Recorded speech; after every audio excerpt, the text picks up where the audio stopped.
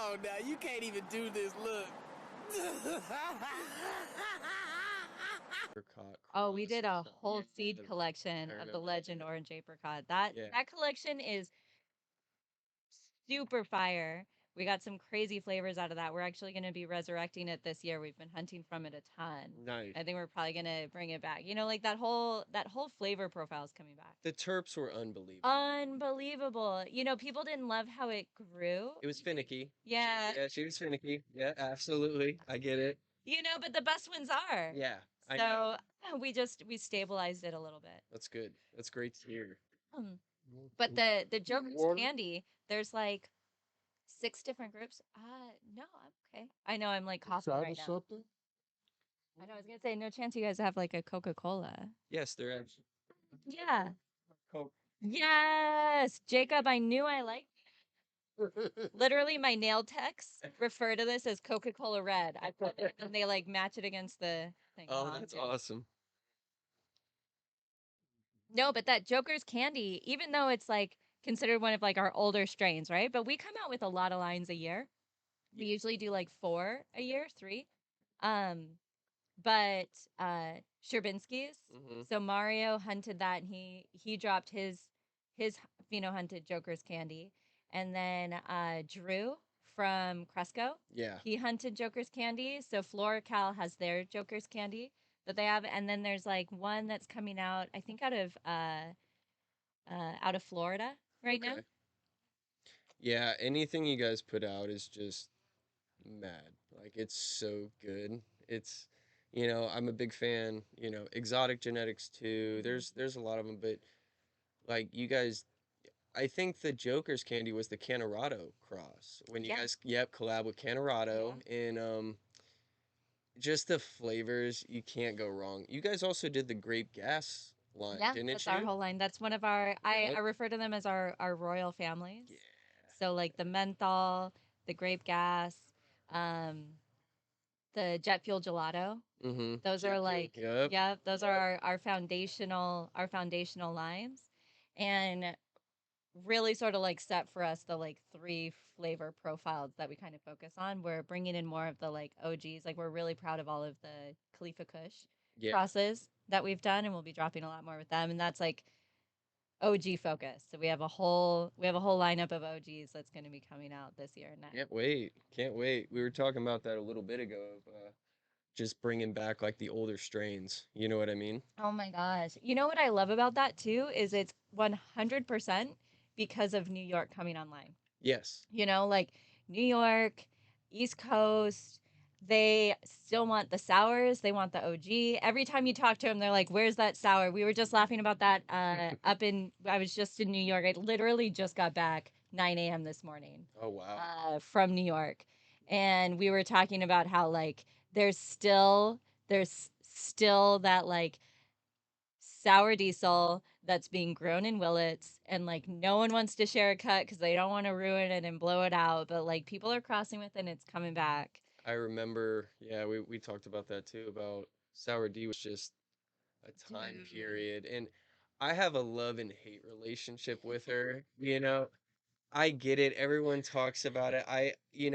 She was great. She yielded well. She smoked, but if you don't remember trimming her or the PM or like especially growing here in the city, like sunsets or whatever, but she was great, but oh man, if I see her again, I'm just like it takes me back, right? She's To literally like an ex-girlfriend. Yeah, You know, it's like, man, it was so good, but also like there's a reason. There's a reason.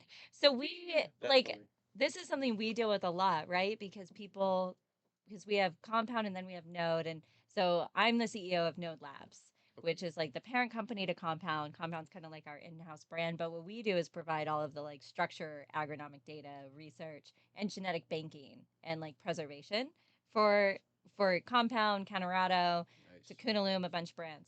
So people come in with their cuts all the time and they're like, man, this was the best thing in like 2000. This like killed the streets. It's absolutely amazing. Like you have no idea how many sour diesels we've grown out. And I'm like, burn your heroes. You know, it's hard because people want to remember, and it's like nostalgia is beautiful, but like that strain that you loved, it's just it never stands up No, to like modern strains, you no. know? And so it's like it's always so nerve-wracking and fraught when we grow out someone's baby that they've like had us bank and restore and bring back to health, and it's just never going to be the way you remembered it. You know, like we've grown up, our palates have evolved, the way that we smoke flowers evolved. It's just like music, you know? And so a big thing that we then try to do is like, okay, great. What are the things you love about this strain? Now let's modernize it. Like the sour diesel, we keep crossing it to make it easier to trim, more commercially viable, like less vulnerable and susceptible to like PM and botrytis, to like keep that really good structure that you know from like the sour diesel and that nose and the gas that hits you. But let's like add in some elements that are going to make it a little bit more modern. Kind of like all the Stevie Nicks remixes coming out. You know, we all love Fleetwood Mac, but like you're not going to spend your night listening to like their albums. You It's know, just we like you know a car, Tesla, right? Like you all remember it was beautiful cars, but then as soon as you get all the Bluetooth and like Mhm. the massaging seats, and you're like, oh, okay, I see, I get it. That's Yeah. right. Yeah, we've just matured, and it's okay to let our strains mature with us. No, that was a great discussion. So I know Vel had some questions about like, did you have anything specific you wanted to ask? No, shit. I was just what made you come into the cannabis community, but it looks like you've been there for a minute. Okay, I'm actually Jerome's here, he knows. I'm really flattered that you say that. I'm new to cannabis.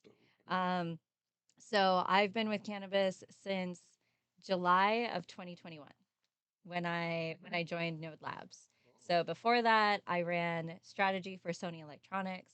I consulted in aerospace, in med device, in products and like global supply chains.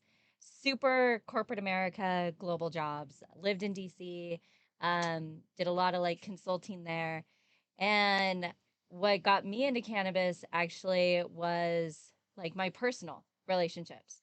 So I was okay, I'll tell you guys the full story. I never tell this story actually.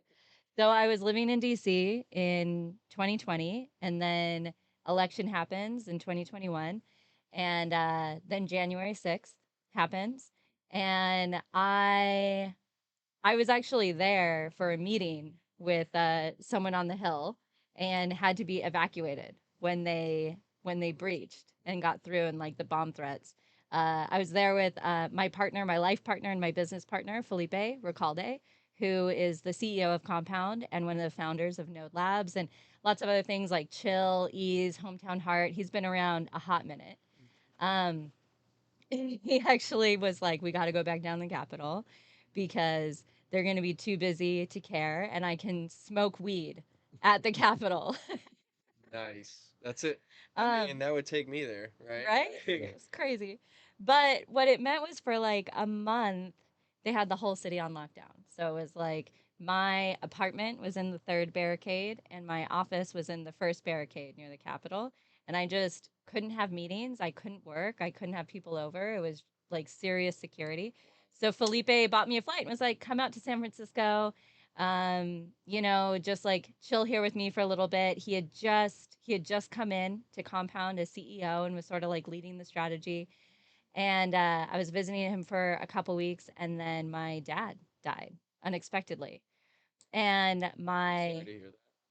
it was really hard. And my brother, who struggles with like depression and anxiety and like a lot of things we all do, he was really using cannabis to like help him through the grief and help him through like the trauma and help him through the processing. He was making that, and microdosing mushrooms was making a huge difference for him.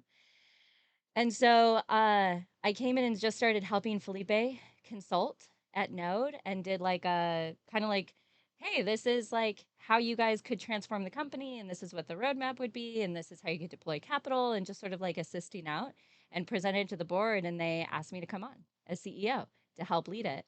So my introduction to cannabis was through my very personal experience of seeing it Come on now, you can't even do this. Look.